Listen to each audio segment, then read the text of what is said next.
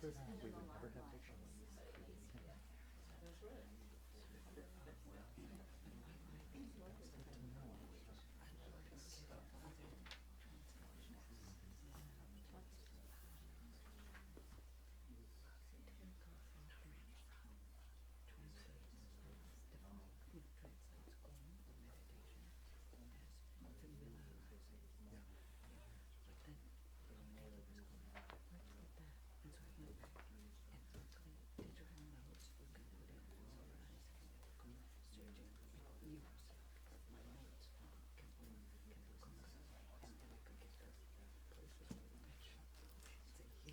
No, I've heard that many times from many people.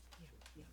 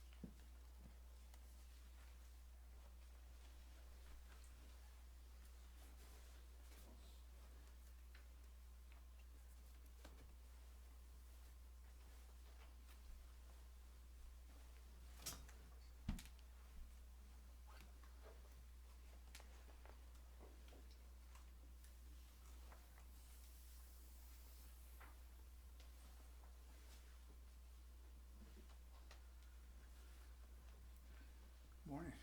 Good morning. Are you here? Body.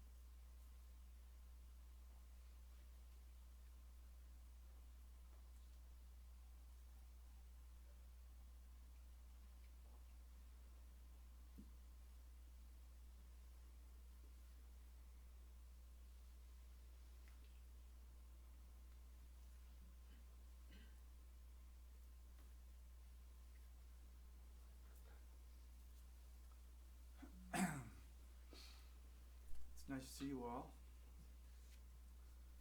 Do you know why you're here? Yes. You sure? Does everyone have a copy of the Mahmood Aspiration book? Anyone? Let me put that in the way that makes sense. Does anyone not have the copy? Okay. Then you're on your own. Oh. Ryan. How many? One? Yeah, one. I think think one, huh?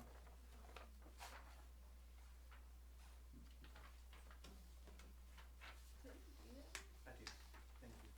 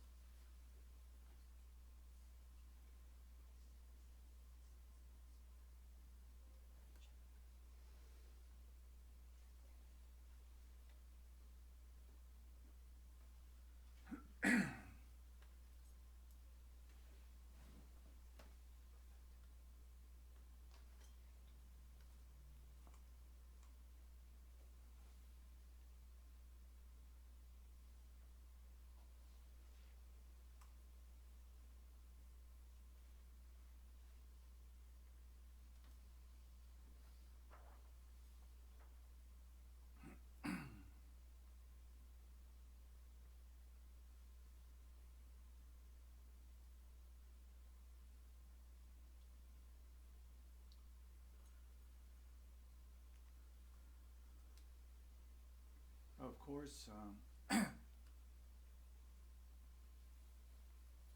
we all engage in our Dharma practice in order to benefit ourselves.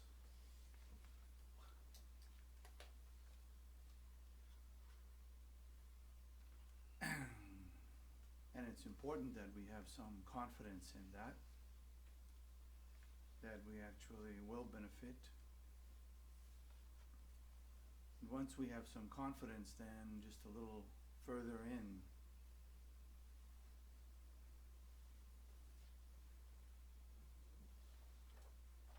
we come to understand that engaging in the practice of the Dharma is resting on the foundation of the aspiration to benefit all sentient beings.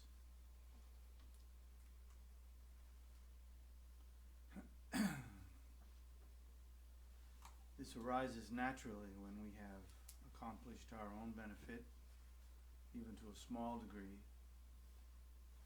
And when it is to a big degree, then the aspiration to benefit others must also be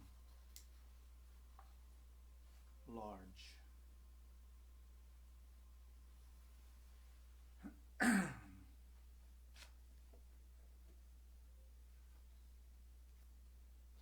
It is said that even the most simple practice, such as calm abiding or shamatha, rests on the foundation of compassion and loving kindness for all beings.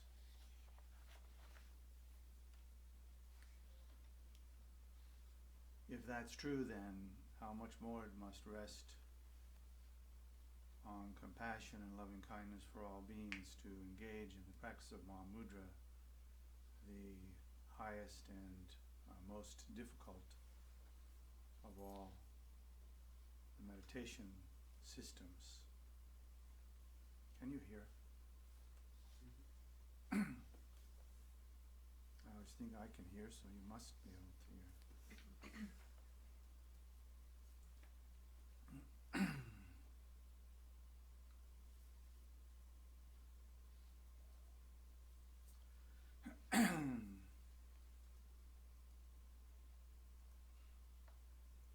Sitting down to explore the meaning and depth of Mahamudra is a very difficult task, I must say.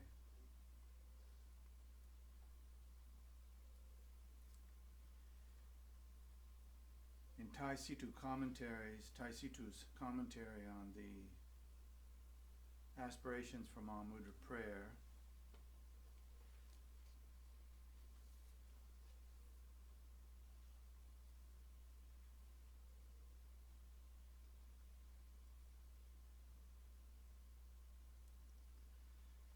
he remarks that many practitioners of the Dharma, that would be us, often say the longest text they ever read on anything in the Dharma was a text on Mahamudra.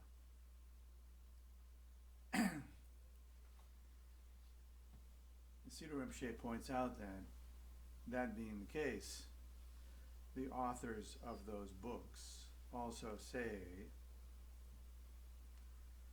there's really nothing to say about Mahamudra. So it raises an interesting question. Why did they write the book in the first place? Why not just say there's nothing to say and sign your name to that? So I think that's a good kind of background question to hold in mind today.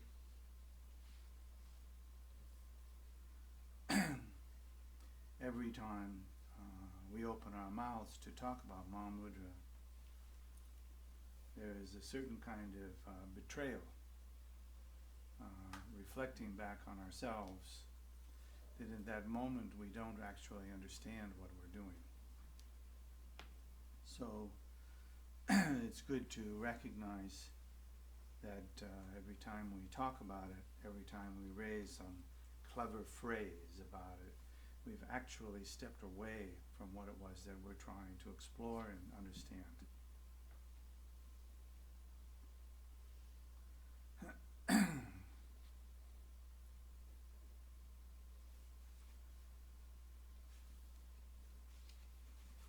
So we're going to do a couple of things today, kind of regularly.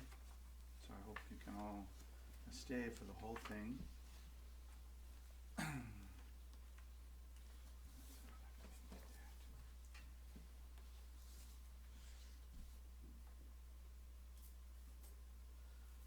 One is, if you're familiar with this great aspiration prayer, which was composed by the third Karmapa,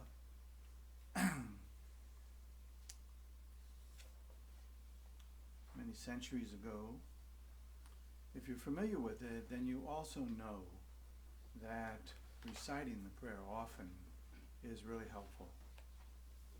Even just to hear yourself reciting it can be helpful, especially after the point comes where you abandon all hope of understanding it.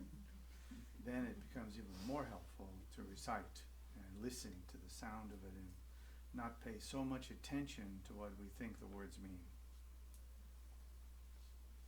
So this is true in all of the Dharma. Of course, we say this, especially in the context of the Vajrayana. Aspiration prayers are the backbone of our practice. Aspiring to accomplish the Dharma, aspiring to understand the Dharma, aspiring to be able to actually hold the wish to benefit all beings when they weren't so nice to you last week. This is really so important.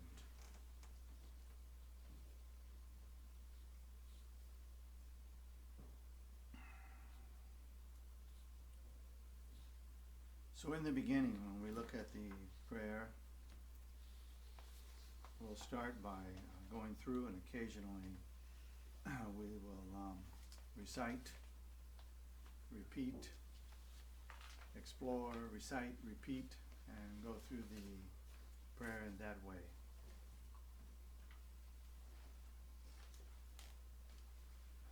In the very beginning, a common salutation is Namo Guru.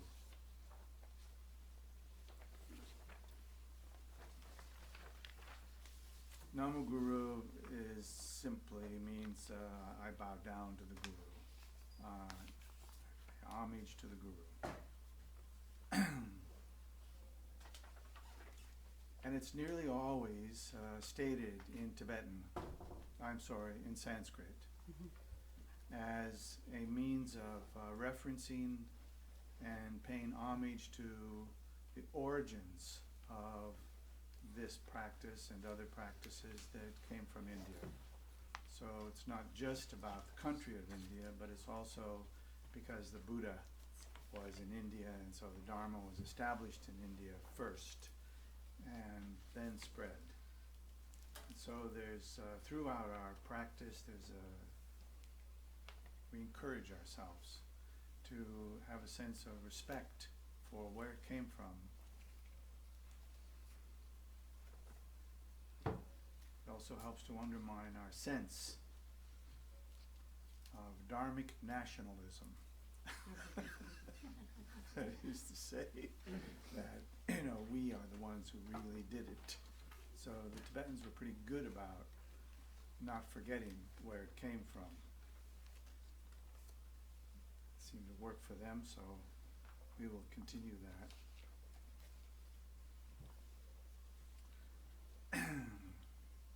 Down from the Namo Guru, we come to the next verse. So I'd like us to begin each of the verses by reciting them together.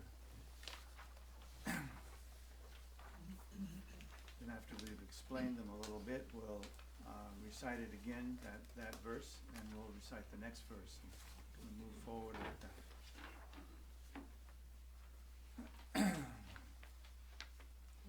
So beginning with Namo Guru.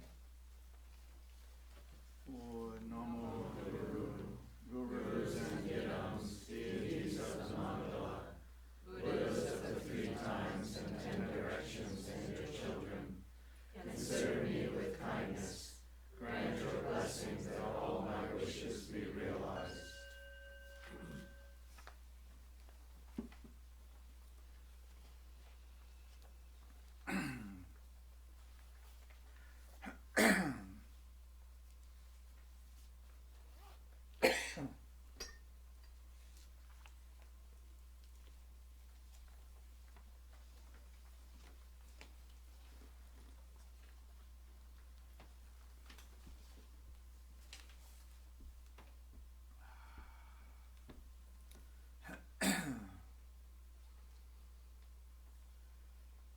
So the supplication, we notice, begins with the supplication to the Guru.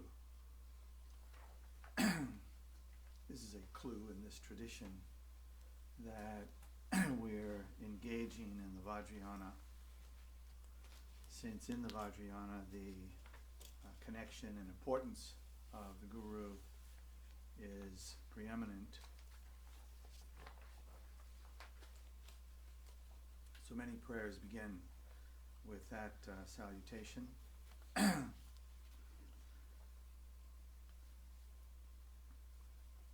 Then Buddhas of the 3 times then reminds us of something that may not be obvious, that the Buddhas refer here to the Buddhas of the past, present, and future.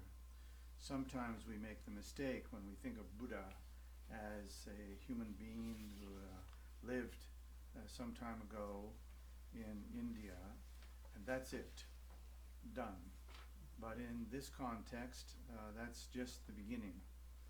And so when we think of the Buddhas, we think of the past Buddhas, not even just the past Buddha, but the past Buddhas, and we imagine that they also exist today, and they will also be around in the future.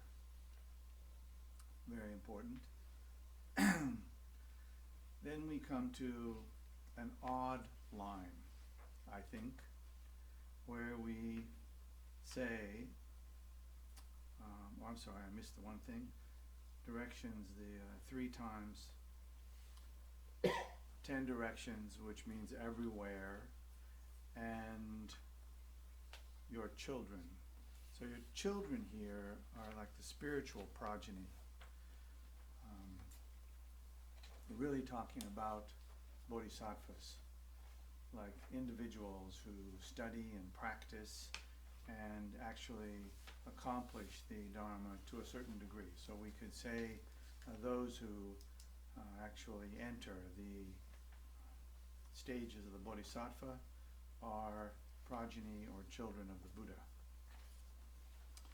And of course, even more true for those who continue on and also attain complete enlightenment and become Buddhas themselves.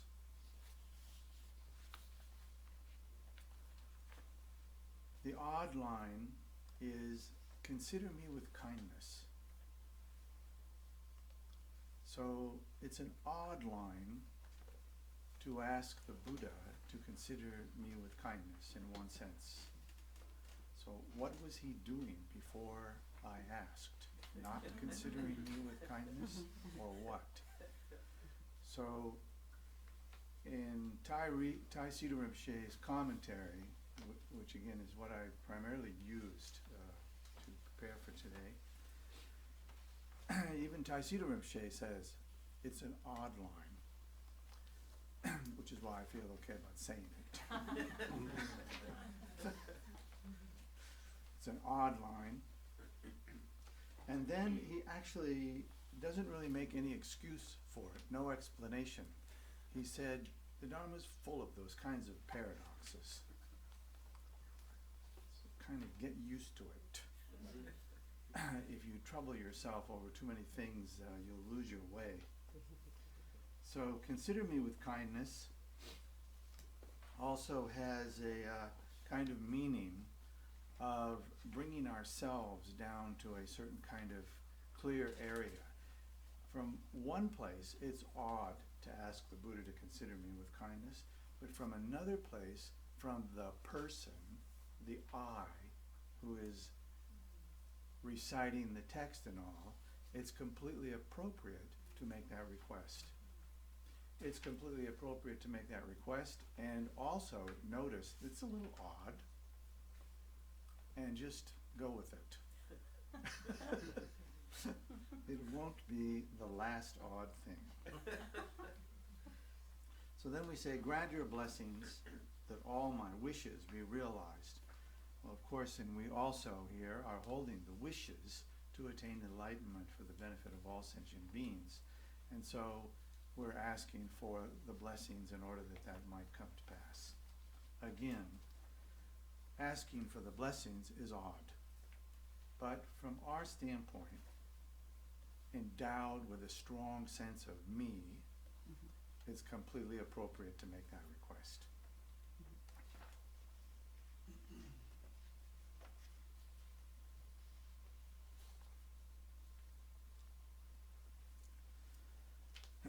So there are a number of references in this text to the 3 kayas, or the 3 bodies of the Buddha, which we'll coming down to shortly here. So I want to just make a kind of thumbnail, easy way to understand what those 3 kayas mean. Easy here means not complete. I'm in no position to expound upon the 3 kayas in a way which is really complete, but we need some kind of foothold to understand what those 3 kayas reference.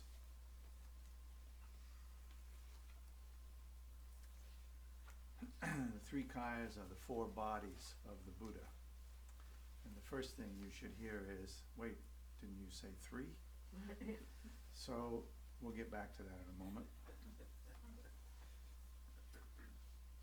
First of all, when we talk about the 3 kayas of the Buddha, we can start with the appearance of the Buddha in the world. A flesh and blood human being in the world, who some say was enlightened before coming into the world, some say not so enlightened after he appeared in the world, and some go so far as to say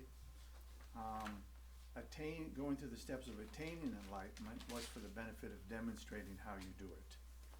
And so where you land on all of that, you can figure it out, but I think it's important that you understand that if you read various texts from various perspectives, you'll find different explanations of that. Indeed, the three kayas themselves are not part of all the traditions, so that also opens up all sorts of opportunities for exploring in different ways. So the first kaya is the appearance of that flesh and blood Buddha, which we call the Nirmanakaya. The appearance of an awakened, enlightened being in this world. So that one's fairly obvious. If that's, there are three bodies and the flesh and blood is one of them, that makes sense. There is also then the Sambhogakaya, which since I found the Sambhogakaya particularly difficult for a long time, I suspect some of you might also, and I'm not going to fix that. That actually is up to you to do something about, but I'll cheat and lie by speaking about it. Just a little bit.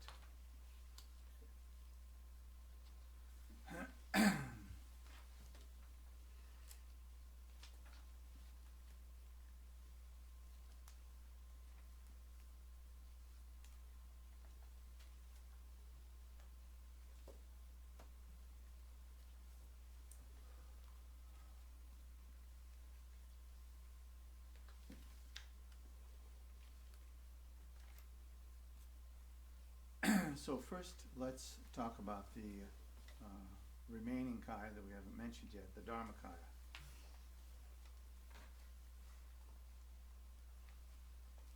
You can't really tease apart the meaning of the words here and get at the meaning of the labels of the three kayas. The Dharmakaya is fundamentally the source of the other two or three kayas. The Dharmakaya is often translated or understood as the essence of emptiness. But emptiness itself can have numerous meanings. So just sticking with the Sambhogakaya for a moment, Sambhogakaya is concerned with appearance, clear appearance. But since that clear appearance arises from the Dharmakaya, which is emptiness, we have to say clear, empty appearance.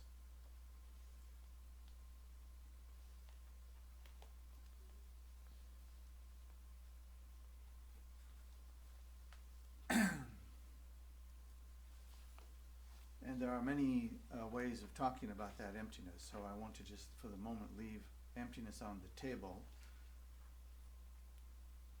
We could say that the Nirmanakaya is also endowed, the Nirmanakaya of the flesh and blood Buddha, also that is an appearance which is fully endowed with emptiness or just empty. And a question that is helpful to raise is, empty of what? Like, what's missing when we talk about emptiness? Mm-hmm. So I think as we move through these today, some of those things we'll touch on, and maybe each of you along the way will have some new insight about some of these things, but more likely the insight will come when you're meditating and you've abandoned all hope of any insight.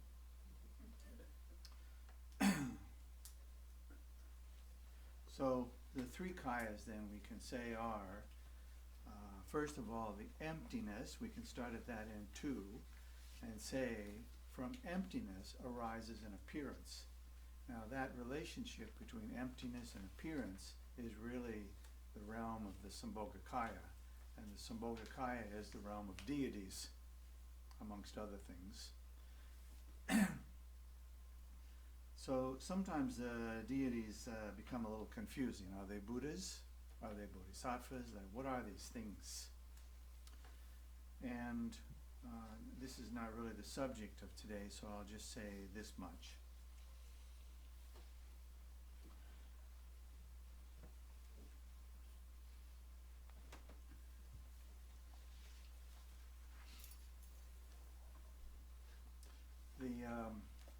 The word we often use, the Tibetan word, is yidam for deity.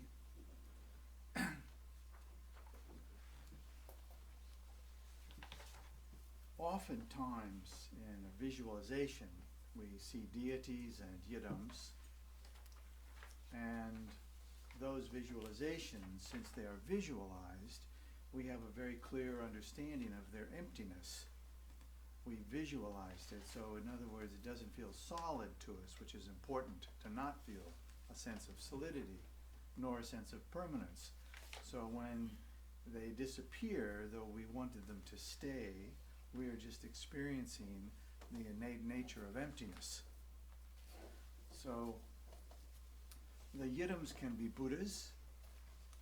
Sometimes if there's more than one yidam, there's usually a central yidam, and so that then we think of as the Buddha, and the surrounding deities then we think of as deities, something like part of a configuration, what we call a mandala, but they hold different positions. So the central figure then we could refer to as the yidam. So you don't actually need to remember any of that. In fact, emptiness will play its role and you will soon forget. And it's best you not concern yourself with that, but just notice things come, things go.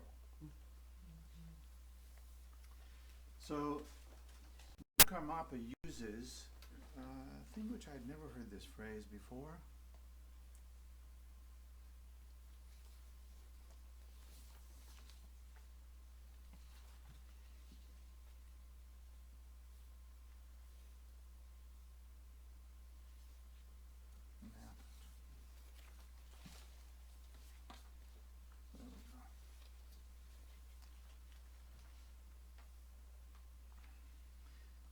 Siddha Rinpoche calls it a combination, and he's referring here to, and now let's read this one text, this one verse, which begins with sprung.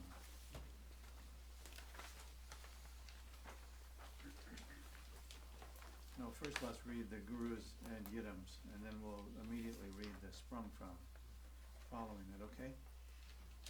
Gurus and yidams, deities of the mandala, Buddhas of the 3 times and 10 directions, and your children, consider me with kindness. Grant your blessing that all my wishes be realized. Sprung from the snow mountain of the pure actions and intentions, mine and those of all sentient beings without limit, may the river of virtue undefiled by the 3 spheres flow into the ocean of the 4 bodies of Buddha. So the combination here that third Karmapa is using is the 3 forms of water. Three forms, not the 3 forms, but 3 forms of water. First beginning with snow, the snow mountain of the pure actions and intentions. So why does he put the pure actions and intentions? Because pure actions and intentions, and purity has a special meaning here which we'll go into later, pure actions and intentions is the method by which you attain enlightenment. So sprung from the snow mountain of the pure actions and intentions, so at the beginning of the path we build snow actions, pure actions and intentions, and as a result the snow begins to melt. Pure actions and intentions, mine and those of all sentient beings without limit. And then we come to the river. May the river of virtue, this river of virtue of the pure actions and intentions, may the river of virtue, undefiled by the three spheres. The three spheres are fundamentally a sense of self, other, and the actions that we engage in that bind us, the self to the other. Simple. We engage in that continuously, pretty much every moment of the day and night. Our pure actions and intentions begin not so pure. That is to say, it's me having kindness for you, and my kindness is therefore slightly defiled. But I don't think that.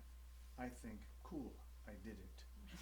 And so we start in these places and we move forward from there. So sprung from the snow mountain of the pure actions and intentions, mine and those of all sentient beings without limit, may the river of virtue, undefiled by the three spheres, that sense of self and other, selfish intention, in other words, which at times is gross and other times very subtle. We can't see it. Nonetheless, so may the river of virtue, undefiled by these three spheres, flow into the ocean of the four bodies of Buddha. So here we have now the snow melts, the river flows, and ultimately it flows into the four bodies of Buddha. So there are the three, not the forms of water like we might think of steam and ice and liquid water from a science perspective. No, this is actually from just the cold, solid ice melting and beginning to flow and ultimately flowing into the ocean, which also has this kind of vast, unlimited aspect to it. The four bodies of the Buddha are the three kayas in union. So what's really meant here, and that's called the Svabhavika Kaya, and it's not really a separate kaya. It references that the three kayas are inseparable. In other words, emptiness is not a thing separate from the appearance which arises from that emptiness.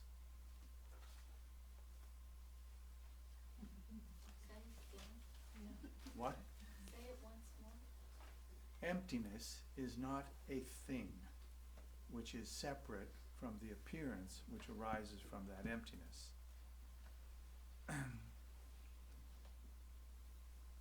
It's kind of like the light that shines from the flashlight is actually not completely separate from the flashlight.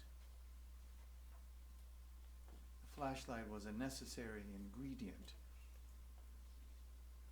and the light that shines from it is not completely separate from it. So in the same way, the appearance and the emptiness are not really separate. We talk about them that way because we're kind of stupid. And it's helpful for us to divide things into pieces that we can work with and manage. So in the beginning, it's okay, but good to keep in the back of your mind, they're not really separate things.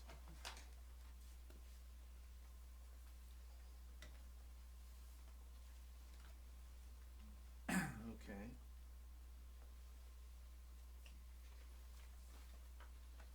Let's read that verse. How are we doing here?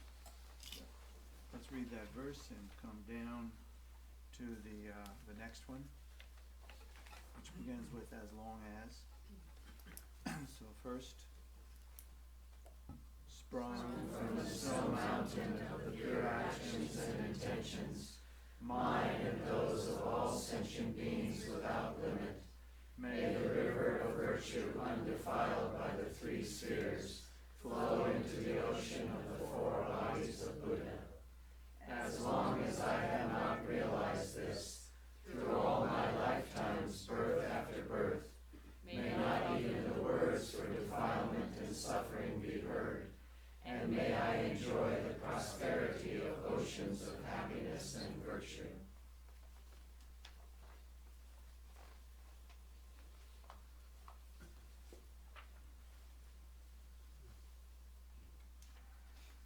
So, the first line, as long as I have not realized this, that this here refers to attaining the four kayas of the bodies of the Buddha. So having not attained that, as long as I have not realized this, that's what it refers to. Through all my lifetimes, birth after birth, is simply the unbounded perspective of the continuum of our experience, which we hold the view about that it has no beginning, nor does it have an end. It just continuously flows. And in that flow, we are born, we live, we die, we have experiences following death, we are born, it just continues. So through all my lifetimes, birth after birth, may not even the words for defilement and suffering be heard. This is another odd line, isn't it? Like, do you really not want to hear about suffering? How are you going to practice? And the following line, and may I enjoy the prosperity of oceans of happiness and virtue. So it actually has a kind of appearance of being very self-centered, just on the surface. Mm-hmm.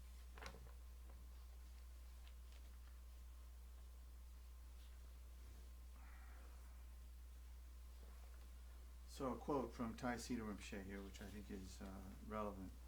The Karmapa, who is writing this prayer, so if you can think, the third Karmapa is you're reading the words that he recited. So probably not so self-centered. Probably we're missing something. The Karmapa is making the wish that until attaining enlightenment, may I now never even hear the words of suffering and defilement. Thus, to have no obstacles on the path and reach the end of all suffering for all beings as soon as possible. So it's really the wish to have the obstacles removed to expedite the process of attaining enlightenment. Another shade on this is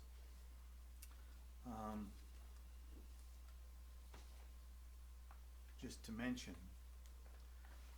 there is also the possibility that if our practice is already sufficiently good, that we might take those obstacles as a blessing. So from both sides of that, we then get the meaning of it. So whatever works for you is fine.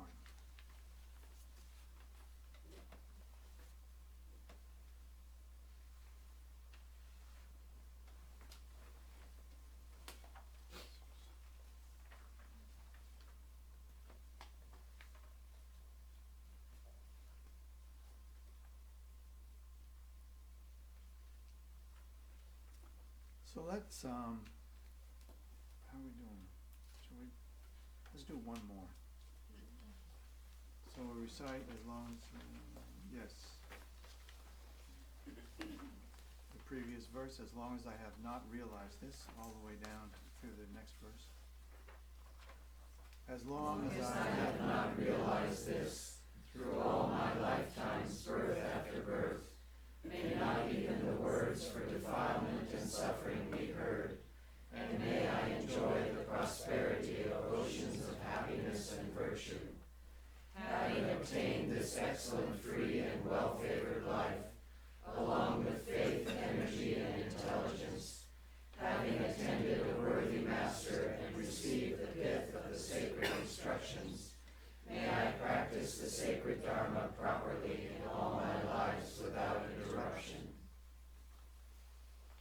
So this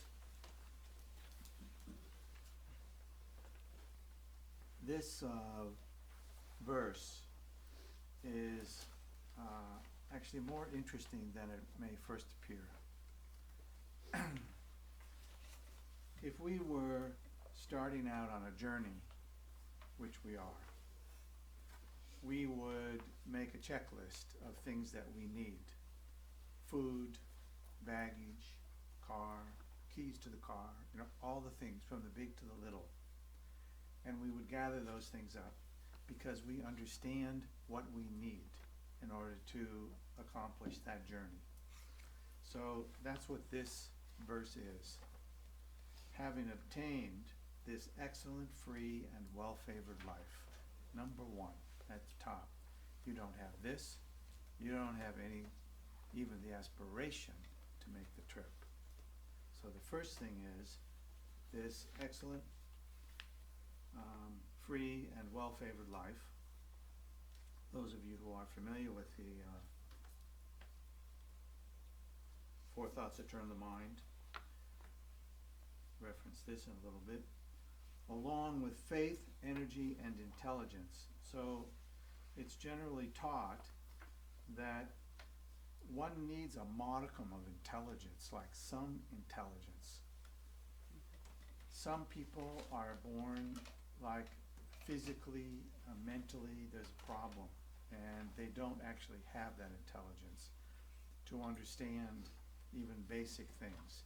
So this sort of practice and certain, there's nothing that can be done, but the practice that might be appropriate for one person may not be appropriate for that other person for various reasons. So here we're just looking at, in order to really make the trick, along with faith, energy, and intelligence. The faith that arises from the practice, the faith that arises from the confidence in your teachers and so on, these things are critical. Energy, of course. No energy, you won't practice. Energy and discipline are connected. And the intelligence is also important. In another point, Taisida Rinpoche points out, the intelligence can also be a problem. So, there, of course, too much attention to the intellect, which is definitely a cultural problem for us, can bring its own obstacles. Having attended a worthy master, so it's important to have authentic teachers and receive the pith of the sacred instructions. That's actually what this entire Mahamudra is about, the pith of the sacred instructions. May I practice the sacred Dharma properly in all my lives without interruption. So this is not just an aspiration, it's an aspiration to have the elements that are necessary in order to accomplish the path. So important to have that understanding about that particular verse. Okay. Let's take a moment and just let our minds settle for a minute without thinking about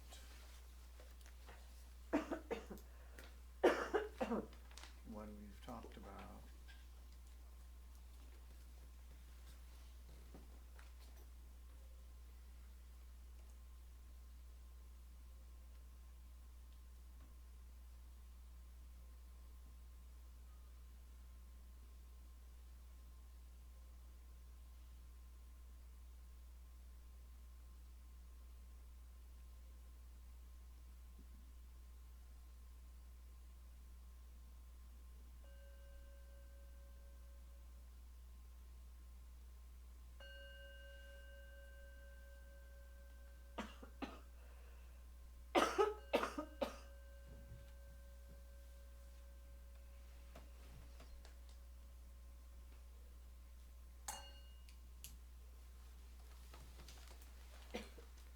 So let's we'll take a break. Probably need 15 minutes at least. So for those of you who are not familiar with this house, there's a bathroom upstairs right across the hall here, and there's one in the back of the kitchen, and there's also one downstairs, so there's a stairway right across the hall here to go down. And if you wish to have a cup of tea, there are things in the kitchen to make hot water urns and tea and cups and things, so have a cup of tea. And we'll ring the bell in about 15 minutes when it looks like everybody's done, and come back and continue.